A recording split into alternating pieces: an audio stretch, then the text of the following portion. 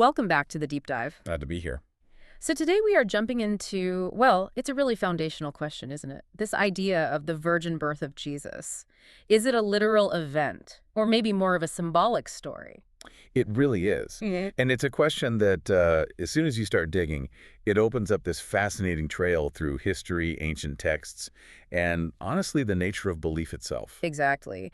And our mission for this deep dive, as you know, is to take this stack of sources, scholarly articles, historical takes, bits of online debate, and really sift through it. Yeah, to figure out what's generally known, what's still hotly debated, and maybe pull out some surprising insights about this core narrative. Right. We want to give you a comprehensive, sort of nuanced picture that goes a bit beyond just the headlines. Hopefully. Okay, let's get started. Let's unpack this. When we talk about the virgin birth, we're mostly looking at two main places in the New Testament, right? That's correct. Primarily Matthew chapter 1, verses 18 to 25, and Luke chapter 1, verses 26 to 38. And what's really striking, or at least it struck me, is that these are the only places in the whole New Testament that explicitly lay out this story. That's right. They are the only canonical Christian texts with the explicit narrative. Mhm. And what's particularly fascinating is how different these two accounts are, even though they do share some core elements. Okay, so let's start there. Despite the differences, what are those common threads? What do they actually agree on? Well, both stories agree that Jesus' mother was Mary, and importantly, that she was a virgin who was betrothed or engaged to Joseph. Okay. And Joseph, they both note, was from the line of King David. Crucially, both agree Joseph played no biological part in Jesus' conception. Right, that's central. Absolutely. And they also agree Jesus was born in Bethlehem, but then raised later in Nazareth. So these common points, despite, very different narratives otherwise, they might suggest some kind of shared, maybe earlier undeveloped tradition they were both drawing on. Like a proto-story almost. That's interesting. But then why develop it so differently? What are those really striking differences between Matthew and Luke?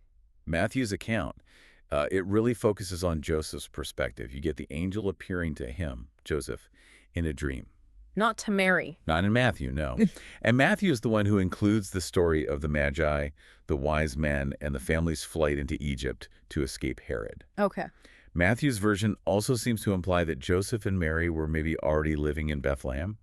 And he really underlines Mary's virginity by quoting that passage from Isaiah 7.14. The prophecy passage. Yes, and by stating very clearly that Joseph had no marital relations with her until after Jesus was born. So quite Joseph-centric. How does Luke's version contrast with that? Luke flips the focus almost entirely. His narrative centers on Mary. The angel Gabriel appears directly to her, the Annunciation scene. Ah, the famous one. Exactly. And Luke includes details like the Roman census, which is the whole reason Joseph and Mary travel from Nazareth to Bethlehem. Yeah. He also has the shepherds visiting the manger. But no Magi. No flight to Egypt. None of that. Luke states they lived in Nazareth and had to travel to Bethlehem because of the census. So you see, it's not just different details sprinkled in. They're really distinct theological narratives, each trying to convey something unique about Jesus right from the start. That is a big divergence. It makes me wonder, you mentioned Luke's focus. Has there been scholarly discussion about Luke's birth narrative itself, its origin? Oh, definitely. There's quite a bit of scholarly debate about whether Luke's first two chapters, where the birth narrative is, were even original to his gospel. Really? Why is that? Well, the writing style in those first two chapters is noticeably different from the rest of Luke's gospel. And some very early versions of Luke's gospel, like the one used by the 2nd century figure Marcion, they completely lacked those opening chapters. Wow, okay. So that adds another layer of complexity. It does. So we have these two distinct accounts in Matthew and Luke, probably written, late 1st century? Around 80 to 90 is the general consensus, yes. Yeah. Okay. But here's the thing that really jumps out, and you alluded to this. If the virgin birth became such a central belief, why do the earliest Christian writings we have seem completely silent about it? That feels significant. It's a critical question, absolutely. Our very earliest Christian writings are Paul's letters, the Pauline epistles.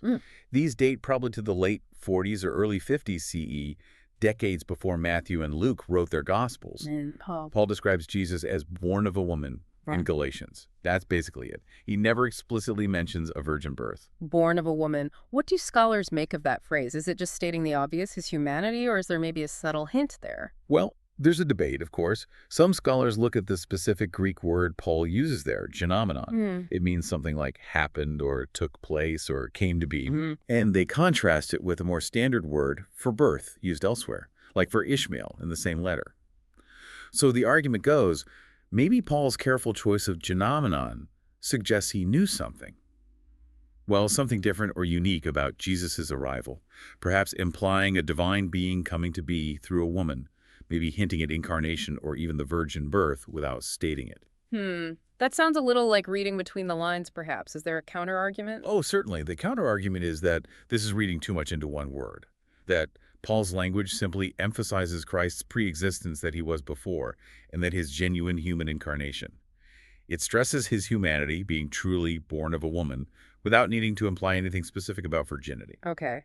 And what about the other Gospels? Mark is usually thought to be the earliest Gospel narrative, right? Correct. Mark's Gospel, likely written around 65 or 70 CE, so still before Matthew and Luke. And does Mark mention the birth? Not at all. Mark famously begins his story with Jesus as an adult, coming to John for baptism. There's absolutely no birth narrative. Zero. And John's Gospel, that came later, but it's very focused on Jesus' divinity. John's Gospel, while definitely asserting Jesus' divine nature, the Word becoming flesh, also makes no mention whatsoever of a virgin birth. In fact, John actually refers to Jesus twice, matter-of-factly, as the son of Joseph. Wow. So Paul is silent, Mark is silent, John is silent. Only Matthew and Luke, writing later, have the story. Pretty much, yes. So what's the implication scholars draw from this pattern of silence in the earlier key sources? Well, the common conclusion, or at least a very strong suggestion for many scholars, is that the virgin birth tradition might have been a later development within early Christianity. Something that emerged maybe 40, 50, 60 years after Jesus' death? Exactly. Rather than being a core, universally known belief right from the very beginning. The silence of the earliest sources is quite telling in that regard. Okay, so taking all that into account, the two later differing accounts, the silence in earlier texts, the big question looms. What does this mean for the historicity? Did it, actually happen? Can we know? That's the million-dollar question, isn't it? The broad modern scholarly consensus is that the doctrine as a historical event rests on what they often call slender historical foundations. Slender because it's only in two later sources, and they differ. Primarily, yes. And as we noted, Matthew and Luke are generally dated to AD 80-90. Now, that's still potentially within the lifetime of some eyewitnesses to Jesus' life, maybe even family members. Right. But the gospel authors themselves weren't direct observers of the birth decades earlier. Some prominent scholars, like Marcus Borg, for example, stated quite plainly that they, and most mainline scholars, just don't see these birth stories as historically factual accounts. But wait, isn't it true that for a lot of ancient history, we rely on texts written decades, sometimes centuries after the events? How do historians usually handle that kind of gap? That's a really important point, and it brings in other perspectives. Conservative scholars, like N.T. Wright, for instance, they push back on simply dismissing something because it's only mentioned later or in limited sources. What's their argument? Wright argues that many accepted events in ancient history, things reported by Roman historians like Tacitus or the Jewish historian Josephus, are often based on single accounts written decades after the fact.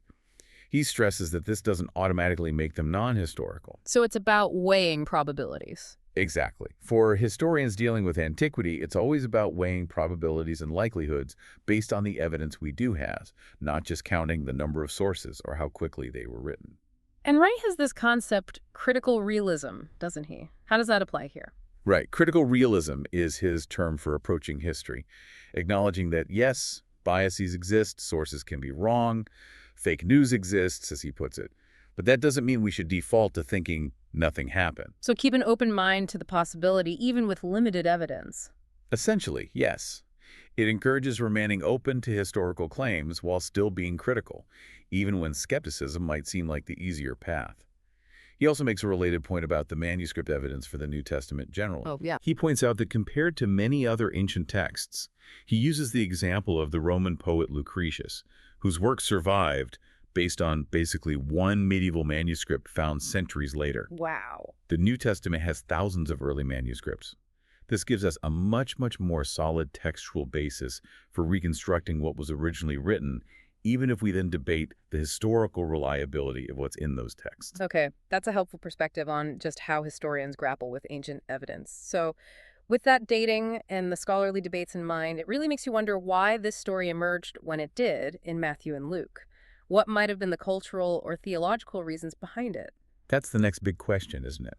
If it wasn't necessarily a widely known historical fact from day one, what might have led Matthew and Luke, or the traditions they drew on, to include this narrative? Where do scholars look for possible origins? One very prominent theory, which we touched on briefly, revolves around that Isaiah 7.14 passage. Ah, yes, the translation issue, the young woman versus virgin point. Can you unpack that a bit more? Sure. The original Hebrew text of Isaiah 7.14 uses the word Alma, which clearly means a young woman of marriageable age with no specific implication of virginity. Okay. But when the Hebrew scriptures were translated into Greek around the 2nd century BCE, a translation called the Septuagint, which early Greek-speaking Christians often used, Right. the translators chose the Greek word parthenos for Alma, and parthenos specifically means virgin. Ah, okay. Big difference. Huge difference. So one theory is that Matthew, writing his gospel primarily for a Greek-speaking Jewish Christian audience familiar with the Septuagint, saw this prophecy about a virgin conceiving and connected it to traditions about Jesus' birth, perhaps even shaping the narrative around it. So the story might have grown out of interpreting that specific Greek translation. That's one possibility, yes, that the translation difference provided a scriptural hook, so to speak. But I assume there's a counter-argument to that being the origin. There is. Many scholars argue it's unlikely Matthew just invented the entire story because of a translation nuance. A more common view now is that Matthew was likely working with some kind of pre-existing tradition or belief about Jesus having an unusual, maybe even miraculous birth. Oh, okay. And then he employed a method common in some Jewish circles at the time, sometimes called pesher hermeneutics. It's not about the text predicting the future, but more about reading current events back into Scripture, finding parallels and significance. So he found the Isaiah passage in Greek and used it to explain or support the tradition he already knew. Precisely. The prophecy becomes an explanation or a validation for the story, rather than the source of the story. Scholars like Mark Goodacre, for instance, argue pretty strongly against the simple mistranslation equals origin idea. Okay, that makes sense. What other cultural factors might have been at play back then? Were stories like this common in the ancient world? Oh, absolutely. The idea of miraculous births, divine conceptions, even virgin births, was actually quite common in the wider Greco-Roman and Near Eastern world of the 1st century. Like what kind of stories? Well, you have Egyptian myths like Ra, born of a virgin mother Net, or Horus, conceived by the virgin Isis. There's the Phrygian god Attis, born of a virgin named Nana. Similar themes appear in stories about figures like Krishna in India or Quetzalcoatl in Mesoamerica, though dating those is complex. More directly relevant, perhaps, were claims about historical figures. Like rulers. Yes, figures like Alexander the Great or even the Roman Emperor Augustus had stories circulating about them being divinely fathered or conceived miraculously. Plato, too, by some accounts. So it was kind of in the air, culturally speaking. It was definitely a known trope, and the ancient understanding of biology was different, too. The prevailing idea, often traced back to Aristotle, was that the male provided the form, or the seed, the active principle, while the female provided the passive matter. This perhaps made the idea of a divine seed replacing the human male role more conceivable than it might seem to us today. That's fascinating. And you mentioned Augustus. Did these stories have political or imperial implications? Could the Christian story have been a kind of counter-narrative? Very likely, yes. That's a key interpretation. Mm-hmm. Roman emperors, especially Augustus, were increasingly presented with divine attributes. Augustus was posthumously declared divus, or divine, and even during his life, he was called Divi Filius, son of God, because his adoptive father, Julius Caesar, had been deified. Oh, son of God. Exactly. And there were stories like Augustus supposedly being fathered by the god Apollo in the form of a serpent. Some inscriptions even use the word evangelion, gospel, or good news to announce imperial events, like a birth. Wow. So presenting Jesus as conceived by the Holy Spirit, born of a virgin, and truly the Son of God, this could function as a powerful theological and political counterclaim against the imperial cult and its propaganda, and saying, no, this is the true Son of God, the real Lord. That adds a whole different dimension. And how did this narrative fit into the way early Christians were thinking about who Jesus was? Did it change their theology? It seems to represent a significant theological development, yes. If you look at Mark, as we said, Jesus' special status seems tied to his baptism. For Paul, the key moment is often the resurrection, which declares Jesus as Son of God in power. Okay. But in Matthew and Luke, By placing the divine intervention right at the conception, they push Jesus' unique sonship back to the very beginning of his human existence. Yeah. The virgin birth becomes the moment he becomes the Son of God in this unique way. It emphasizes his divine nature right from conception. So it's an evolution in understanding, pushing the divinity further back. It appears that way, Yeah. yes. A developing Christology.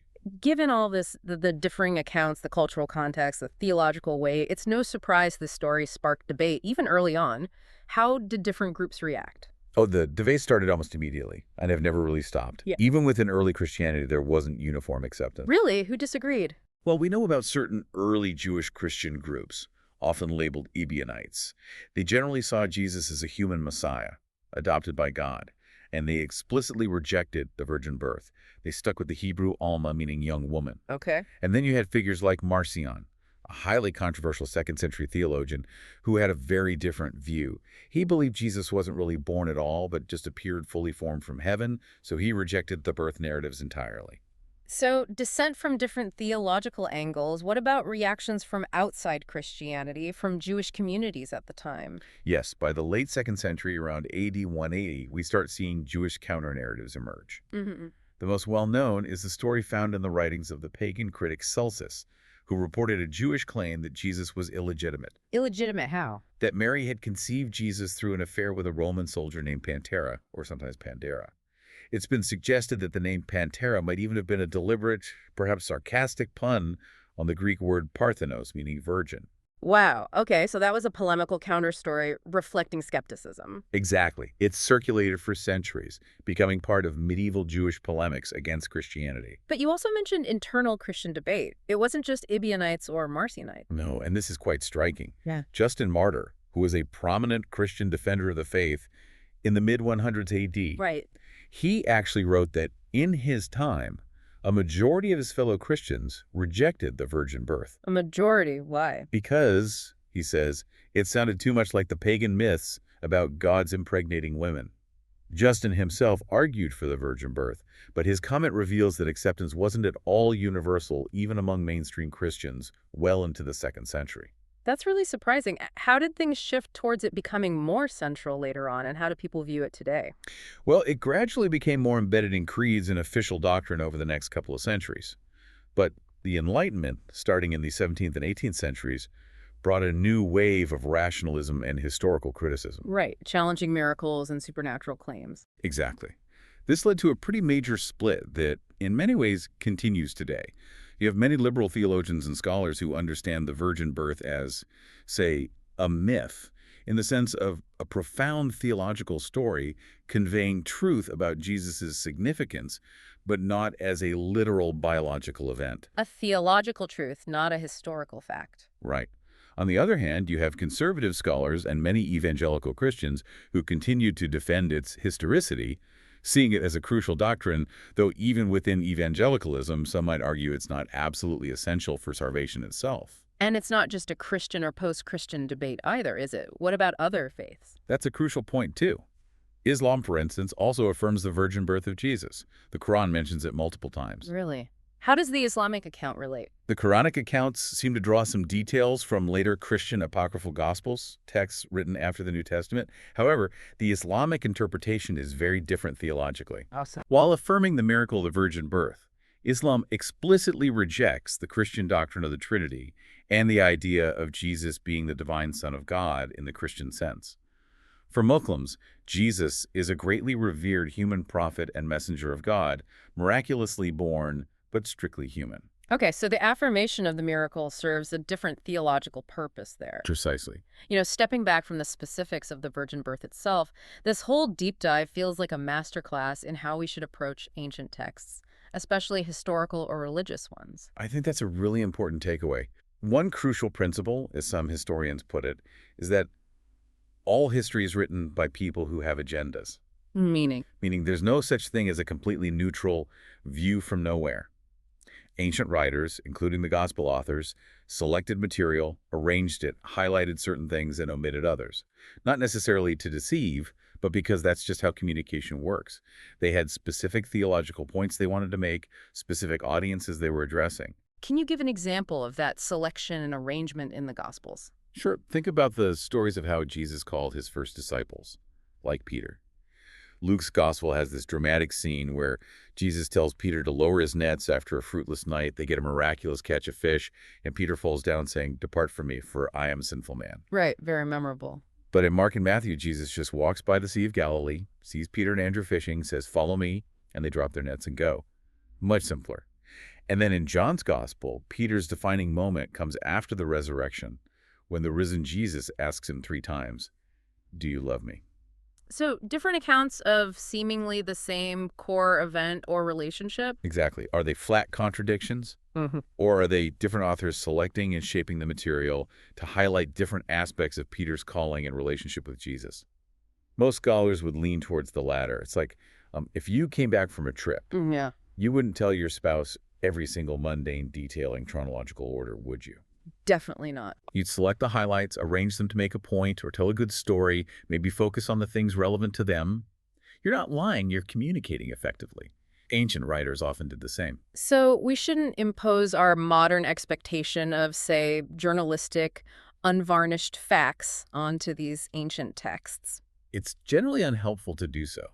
That very idea of unvarnished facts as the sole goal of historical writing is itself a relatively modern Western concept. And even then, we still select and arrange information constantly. It's universal. So, understanding this helps us read the Gospels, maybe not as just transcripts, but as something else. Exactly. It helps us appreciate them as carefully crafted literature, designed to convey profound theological truths and insights about Jesus' identity and significance. It means engaging with them on their own terms, understanding the context in which they were written and the purposes they served. Wow. We have certainly taken quite a journey today.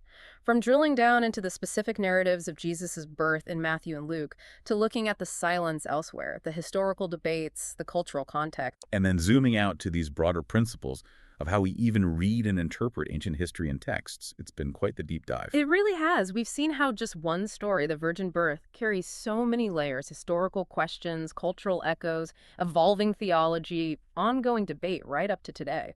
It absolutely highlights the sheer complexity and richness you find when you really engage with these ancient sources. It reminds us that understanding often isn't about finding one simple answer, but about appreciating multiple perspectives, the different ways people in the past made sense of events they found profound. Definitely. And thinking about all this, how historical accounts, cultural beliefs, theological interpretations all weave together, it really makes you think, doesn't it? It leaves us with a final thought for you, our listeners. What further questions does this whole exploration spark for you? Not just about this specific story, but about how the stories that shape our world, ancient or modern, are formed, transmitted, and interpreted. How does understanding this process change how you might look at other traditions, other histories, other foundational narratives you encounter?